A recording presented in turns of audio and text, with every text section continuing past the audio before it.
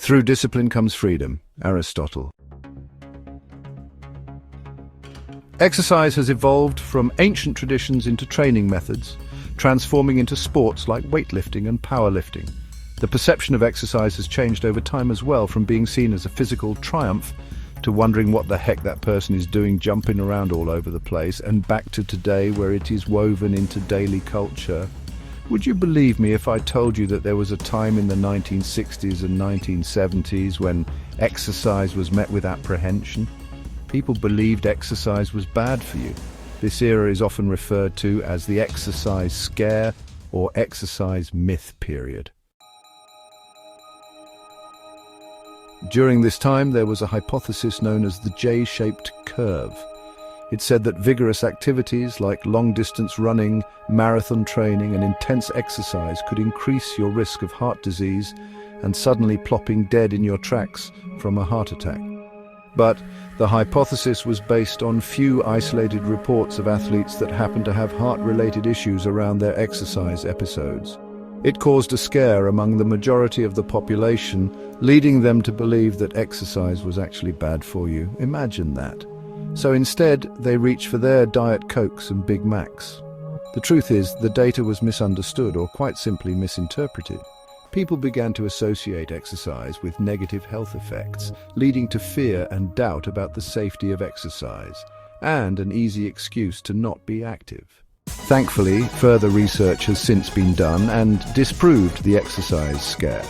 Studies in the 80s and beyond demonstrated the myriad benefits of regular physical activity, which, to the surprise of many, included a reduced risk of heart disease, improved heart function, and increased overall cardiovascular health. Exercise is now seen as a crucial component of health, and for good reason. Medical professionals highly recommend it. It's now well known that the benefits of exercise far outweighs any potential risk.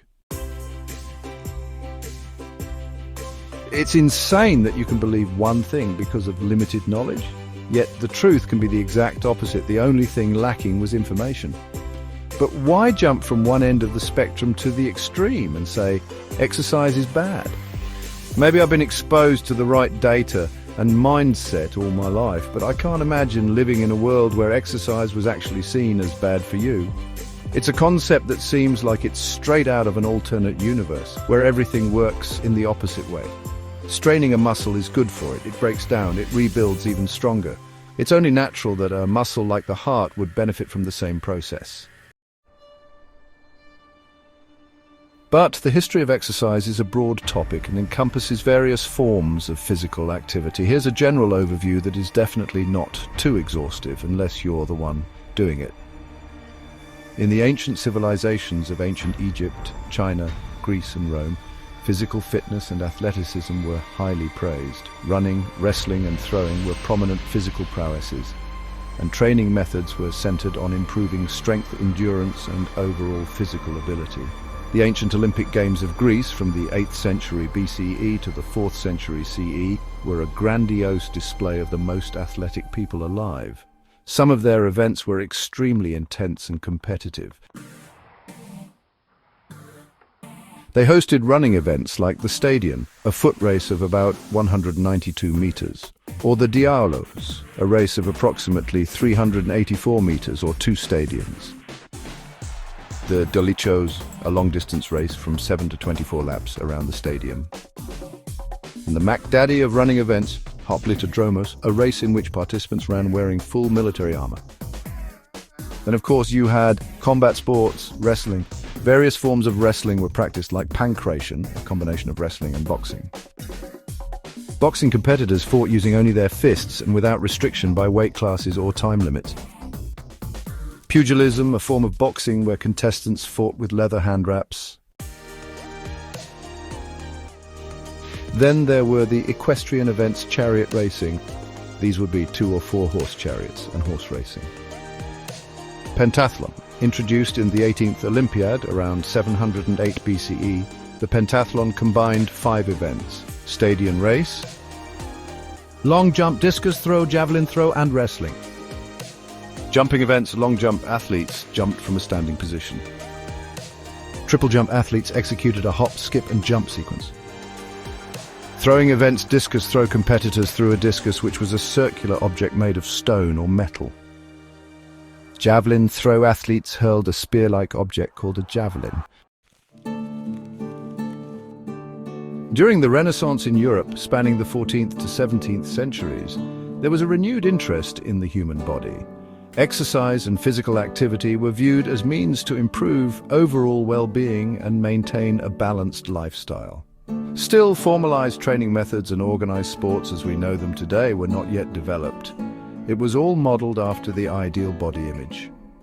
The Renaissance period witnessed a shift in the perception of the ideal body, while the medieval period had emphasized a more otherworldly and spiritual representation of the body. The Renaissance celebrated the beauty and potential of the human form. Artists and scholars of the time sought inspiration from classical Greek and Roman aesthetics, valuing balanced proportions, symmetry, and athleticism. In the 19th century, various exercise systems and training methods began to emerge. In the United Kingdom, muscular Christianity.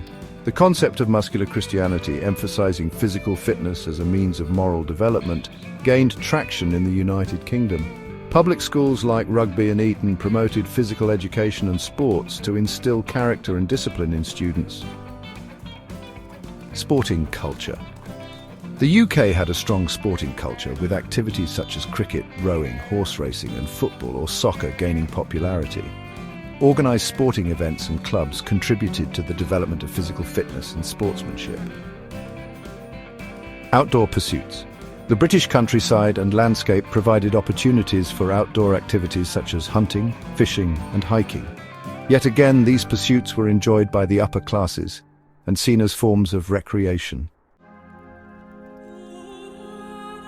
In the United States, physical education began to be introduced to schools during the 19th century.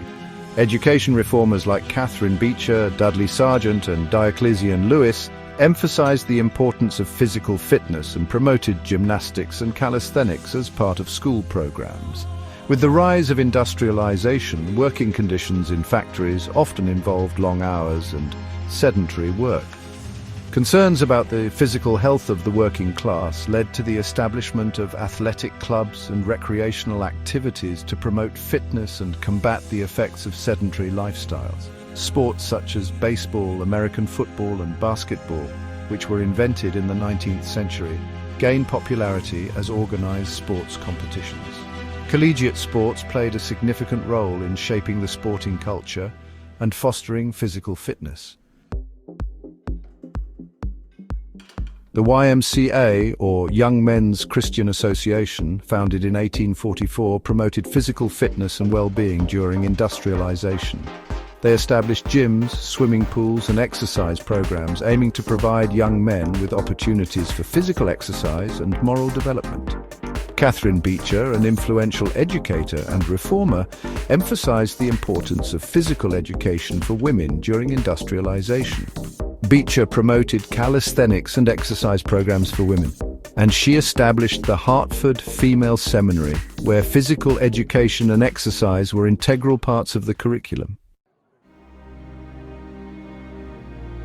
Baseball became increasingly popular during industrialization, with the formation of organized leagues and the professionalization of the sport. The development of baseball clubs and leagues provided new opportunities for physical exercise, competition, and even spectatorship.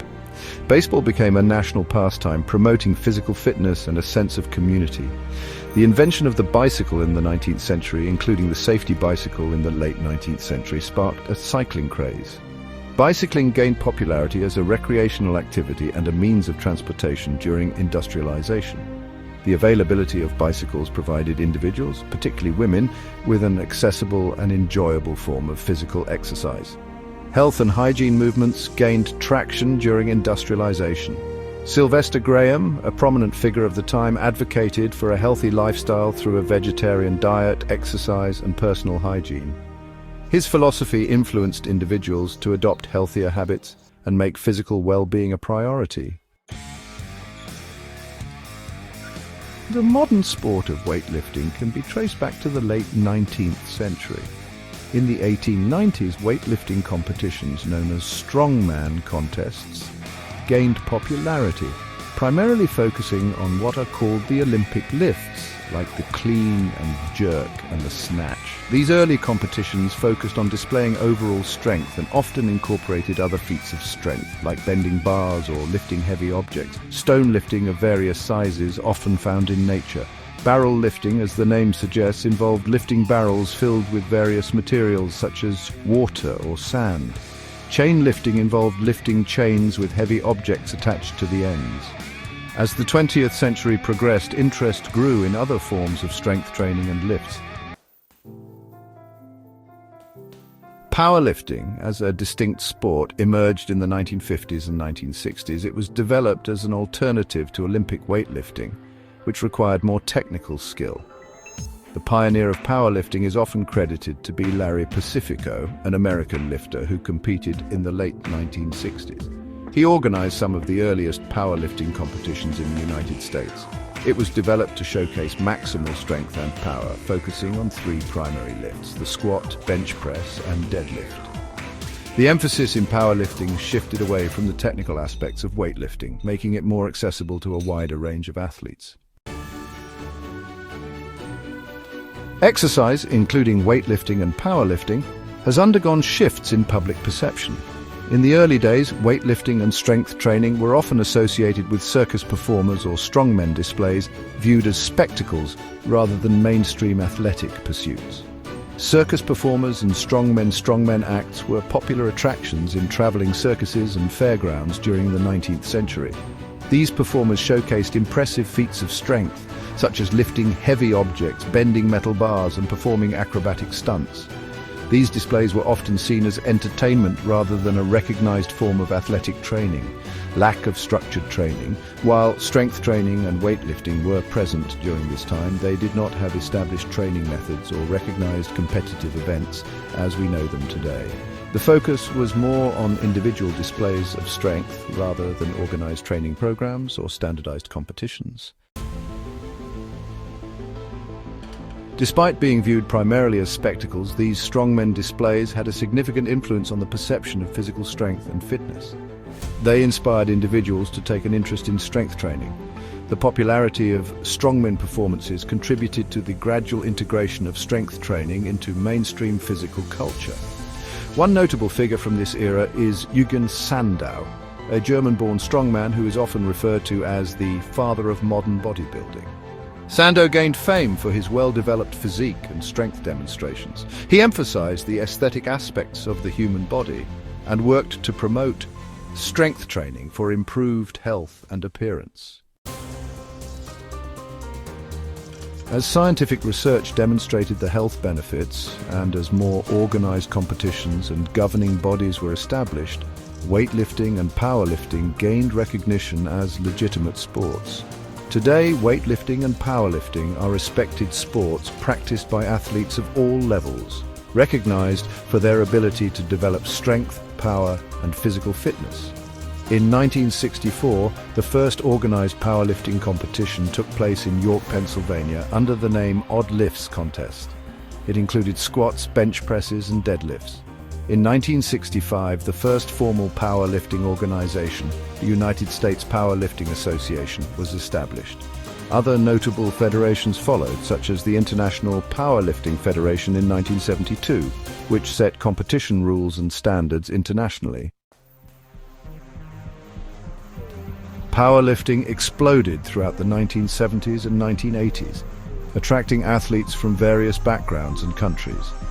In 1972, powerlifting was recognized by the International Olympic Committee as an international sport, although it hasn't yet been included in the Olympic Games.